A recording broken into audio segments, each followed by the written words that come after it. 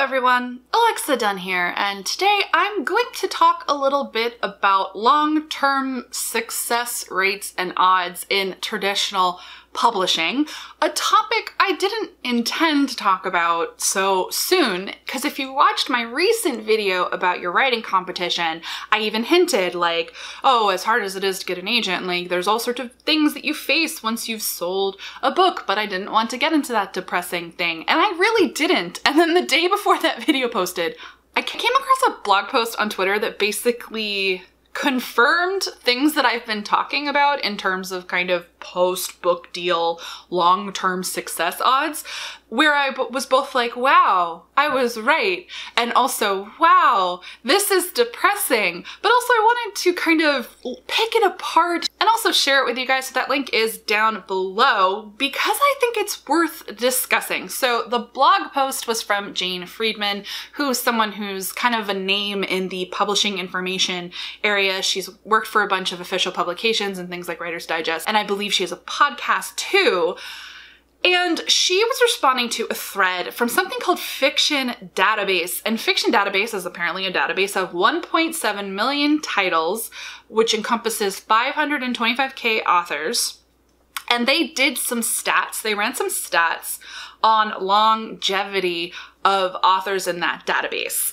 And then what Jane Friedman did is she crunched their numbers and came up with percentages, the percentage of authors who make it to 1 book, 3 books, 6 books, and so on. And she did draw an interesting conclusion that I just want to kind of pick apart a little bit.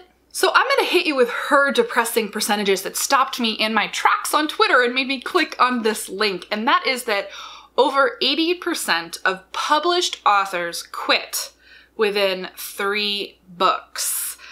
Only 10% of published authors make it to 6 books, and only 5% make it to 12.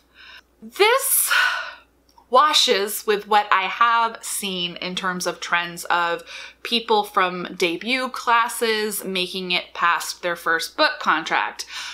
And it's kind of depressing and scary, even for someone like me. I'm only at book number 3, and so I'm looking at this like, am I gonna be part of the 10% that makes it to 6? I don't know. You can only take it 1 book and 1 contract at a time, so kind of like deep breaths, and that's why I give all the advice I give, and my channel is here. I have tons of thoughts and advice about pivoting and being flexible and your brand and all that kind of stuff, but it's pretty sobering. But what I found really interesting about the way that Jane Friedman approached this data and framed it, and I do have lots of questions about the data, because the thing about the data, or at least my question mark, well, let's not get ahead of myself. Let me talk about the main thing that I find interesting about Jane's phrasing, and that is that over 80% of published authors quit within 3 books. And she goes on in her blog post to be positive and say, as long as you don't give up, you can be in the good percentages. And I actually don't completely agree with that. Well, I believe that perseverance is key, and then if you don't give up, you of course have a better chance of staying in the race. But I think quit is the word that is wrong here, because I don't think it's that 80% of authors quit before they get to a 3rd published book. I think it's that 80% of authors either quit or are pushed out of the industry, because so often it's actually not in your control or your choice whether or not a publisher buys another book from you. So what I don't like about the word quit is that it indicates control, but it also indicates that those authors just gave up, so it's their fault. Very, very often it's not their fault at all. And I think that's just very important to bear in mind. So thus that 10% that makes it to 6 books or more, and that 5% who makes it to 12 or more. Of course, obviously they didn't give up, but you also have to consider factors like they got really lucky on their first book or their first series. It's when they were published as well. It used to be easier to get published and gain traction. Publishers were more willing to give you a 2nd or a 3rd shot, even if you weren't a bestseller. So things have just become much, much harder. But where I'm curious about the data, and so this is literally just me being curious, I don't have an answer to this. This Fiction Database who provided this information, I'm really, really curious about the thoroughness of their database. And I strongly suspect, because why would they don't have data like when an author publishes a first or a second, maybe even a third book under one name. And let's say they don't do very well and the publisher doesn't want to buy more books from that author. So often what happens is they actually rebrand and they start over with a new pen name, or they jump to a different category with a new pen name again. And so this database isn't going to be tracking things like that. So I do believe that the percentages aren't as harsh as this indicates. 10% getting to 6 books feels a little bit too low to me. I would imagine it's a little bit higher, maybe closer to 30%, because I do believe it's important to factor in those authors who basically hit the big restart button, which you totally can do. And I know authors who have done this. They hit the big reset button, they start over, and then maybe they get lucky on the next one. An actually really good example of this is Riley Sager. Riley Sager is a pen name, and it is the author's second attempt at jump-starting a career. And it worked. Riley Sager is on book number 4, sure to be another bestseller, but Riley Sager, before he was Riley Sager, published under a different name. I believe 2 or 3 books. Also thrillers, but slightly different kind of subgenre from what I poked around at one point, and I completely am blanking on what his original name was. It is findable, just a little hard to find. And he didn't take off under that name. And so clearly he and his agent, or maybe it was he and his publisher, decided to hit the big restart button, and it worked. So technically, Riley Sager's not actually at 4 books, he is at 6 or 7, but I don't think that would be counted in this database's numbers. So I think that it's inexact. The 80% not getting to 3 feels right-ish, only because the most people who stumble early on nowadays because of how rough it is in publishing.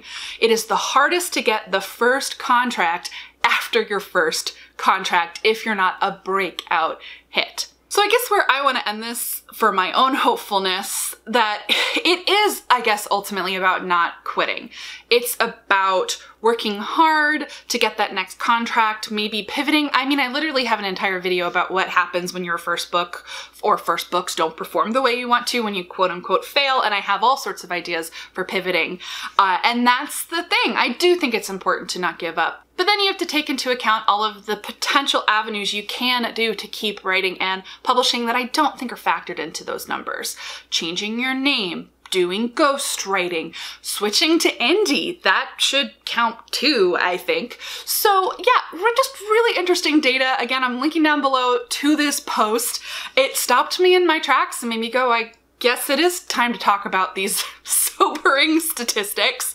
And I do have to say, offering you a little bit of anecdata from my debut class of 2018, there are 3 authors I can think of from my debut group who are contracted to 6 books or beyond. That's 3 authors out of almost 200 we had in our debut group, and they are inordinately lucky and hardworking, of course. A few of them did have some lightning in a bottle, because sometimes that's just what happens. The rest of us, I think more of us are going to catch up and end up there. It just didn't happen particularly quickly. So what, we're 2 years out from debut. So 3 out of maybe 200 are kind of set up to that 6-book run. The rest of us, we have to wait a bit longer to see how the numbers kind of tease out.